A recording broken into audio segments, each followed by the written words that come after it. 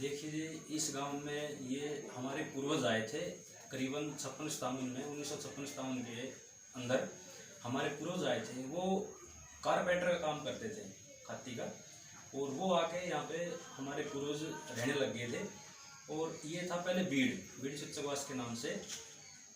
तो बीड़ सरकार, हरियाणा सरकार ने इसको अपने टेक ओवर कर लिया था। उसमें फिर इन चकबंदी करके और ये किले काटे गए थे। उसमें हमारे पूर्वजों ने वो जमीन मिल गई थी, करीब 3-4 एकड़ जमीन मिल गई थी। जमीन मिलने के बाद वो फिर अपने अपने खेतों में रहने लग गए। खेतों में रहने के बाद फिर यहाँ परिवार और बढ़ गए।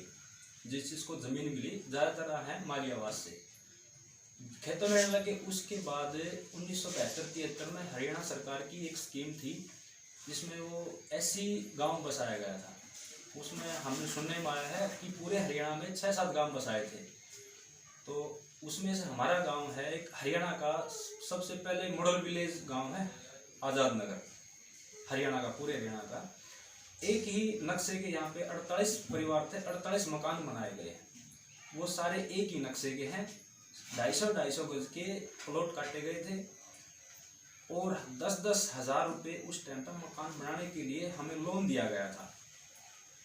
तो एक ही नक्शे के एक मकान के अंदर 101 कड़ियाँ लगी हुई हैं, जो लकड़ी की हैं। 101 कड़ियाँ लगी हुई हैं और वो 48 मकान बनाए गए और सारी गलियाँ स्ट्रीट बिल्कुल सीधी हैं। नक्शा बाकायदा उसका नक्शा बनाया था आर्किटेक्ट चंडीगढ़ से। PWD B&R ने सारा काम यहाँ पे किया था। अस्पताल बनाया गया था, स्कूल भी बनाया गया था, वाटर वर्क्स भी बनाया गया था, डिस्पोजल वर्क्स भी बनाया गया था। काफ़ी सुविधा दी थी उस टाइम पे।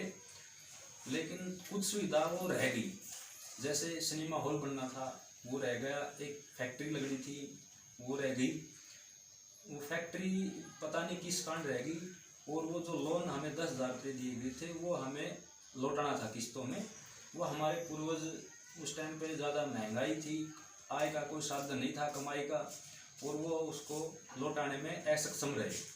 इसलिए ना तो हमें वो रजिस्ट्रियाँ मिली मकानों की, ना हमें वो नक्शा मिला, और ना ही वो रेवेन्यू डिपार्टमेंट में ये नक्शा या जो ज़मीन एक्वायर करी गई थी वो रेवेन्यू रिकॉर्ड में चढ़ा।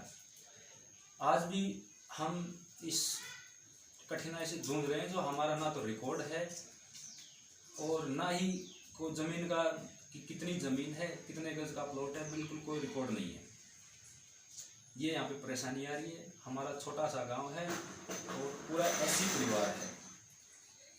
और गांव के लोग किस प्रकार से रहते हैं? छोटा सा गांव होता है, छोटा सा गांव है, आपस में मिलजुल के रहते हैं। देखो, यहाँ पे एक मिडिल स्कूल है, बच्चे भी सही पढ़ रहे हैं, तैयारी कर रहे हैं। ऐसी का गांव है पूरा, ये तो है नहीं, और ठीक पढ़ाई कर रहे हैं। जो भी कोई लड़ाई झगड़ा नहीं है, छोटा मोटा हो जाता है वो आपस में बैठ के उसको हमारे पूर्वज हैं, बड़े बुजुर्ग, वो निपटा लेते हैं। ज़्यादा वो हाईलाइट नहीं होता कि न्यूज़ में, नहीं, हम बैठ के ना छोटा मोटा वो हमारे पूर्वज निपटा लेते हैं। लड़कियों को लेकर इस गांव में क्या कुछ है? लड़कियों को लेकर देखो, अब सरकार की स्कीम है बेटी बचाओ बेटी पढ़ाओ, उसमें बहुत ज़्यादा फायदा हुआ है। जो चली थी मोदी जी की स्कीम, उसमें सब अब लड़का लड़की सब बराबर समझते हैं और लड़कियां लड़कों से आगे निकल रही हैं। हमारे गांव में लड़कियां लड़कों से आगे निकल रही हैं और पढ़ भी रही हैं ज़्यादा। ये बड़ी अच्छी वो थी मोदी जी की स्कीम, और लड़की लड़की हमारे सब बराबर हैं। अच्छा, खेल के लिए क्या कुछ है? खेल के लिए जी देखो, ज़्यादा वो कोई इंटरनेशनल खिलाड़ी तो है नहीं, बाकी ठीक है। गांव में अब एक पार्क व्यायामशाला बनाया है, बच्चे खेल कूद लेते हैं। ज़्यादा वो तो है नहीं, छोटा सा गांव है, बाकी खेलने का बढ़िया वो है।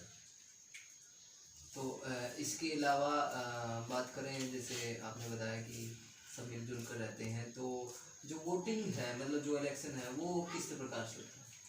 वोटिंग है जी, वो देखो वोटिंग के हिसाब से ही होती है। क्या छोटा सा गांव एक अपना चुनिंदा सर्वसम्मति से नहीं होता? नहीं, छोटे से गांव में ज़्यादा वो टफ कंडीशन हो जाती है, जो टफ इलेक्शन होता है छोटे गांव में। बड़े गांव में तो देखो हल्का फुल्का रह जाता है। इसमें छोटा है गांव में 2-4-5 गांव के आके यहाँ पे बसे हुए हैं। ज़्यादा मालियावास से, बुरावास से हैं, और माजरा से हैं, तडवाना से हैं, कपड़वास से हैं, और ये बड़े बड़े परिवार मतलब कई गांवों के आके यहाँ पे बसे हुए हैं।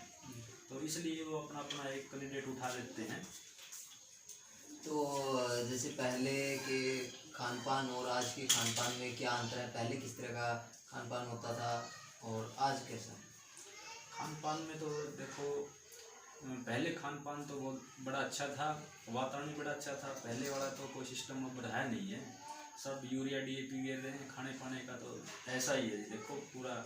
लेकिन फिर भी गांव में ठीक ठाक है, सब पशु वगैरह रखते हैं और खेती बाड़ी करते हैं।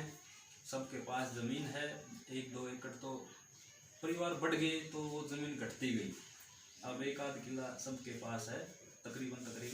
और मजदूरी, बाकी कुछ मेहनत मजदूरी करते हैं। खान पान, डांगर पशु वगैरह रखते हैं, भैंस रखते हैं। खान पान ठीक है वैसे औरों को देखते हुए। अच्छा, जो स्कूल है वो यहाँ पर मिडिल स्कूल है, तो क्या आप नहीं चाहते कि आप कुछ कोशिश की है इसको मैट्रिक तक ले जाए? बिल्कुल जी, कोशिश है हमारी मैट्रिक तक लेके जाएं। और पहले प्राइमरी स्कूल था, अब कोई 10-15 साल पहले इसको मिडिल में अपग्रेड कराया गया था। और कोशिश है इसको हाई स्कूल तक ले जाने की। बाकी और स्कूलों की बजाय हमारे सरकारी स्कूल में स्ट्रेंथ बहुत अच्छी है और स्टाफ भी बड़ा अच्छा है। यहाँ पे देखो, हमारे गांव में पॉपुलेशन है 850 के आसपास। 850 में हमारे गांव में स्कूल में बच्चे हैं 125, 130-135 बच्चे हैं यहाँ पे मिडिल तक। और हम इसको कोशिश है हाई स्कूल तक ले जाने की, ताकि हमारे जो 8वीं से ऊपर के बच्चे हैं वो बाहर दूसरे गांव में न जाना पड़े पढ़ाई के लिए।